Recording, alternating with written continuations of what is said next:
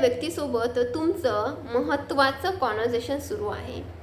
आतापर्यंत अर्धा तास पाऊण तास तुम्ही छान बोलताय, सुरळीतपणे ते कॉन्व्हर्सेशन पुढे सरकतंय, पण ते एका क्षणामध्ये बिघडवण्याची ताकद कशामध्ये असते माहिती आहे? त्या कॉन्व्हर्सेशनमध्ये तणाव निर्माण करणारी भाषा जर तुम्ही वापरली तर जे सुरळीत सुरू असतं ना अर्ध्या तासापासून पाऊण तासापासून, ते बिघडायला एक क्षणसुद्धा पुरेसा असतो. म्हणजेच काय तर अशी वाक्य कॉन्व्हर्सेशनमध्ये वापरणं किंवा असे शब्द वापरणं ज्याने समोरची व्यक्ती अपमानित होऊ शकते किंवा समोरच्या व्यक्तीचा राग अनावर होऊ शकतो. समोरच्या व्यक्तीला तो आपला इन्सल्ट वाटतो. म्हणजे चढ्या स्वरामध्ये बोलणं, चढ्या स्वरामध्ये प्रतिक्रिया देणं, तुला खूप माज आहे, आलाच मोठा शहाणा, मी का ऐकावं तुमचं. आपल्याला जे काही बोलायचं आहे ते आपण शालीन सभ्य भाषेमध्ये सुद्धा सांगू शकतो.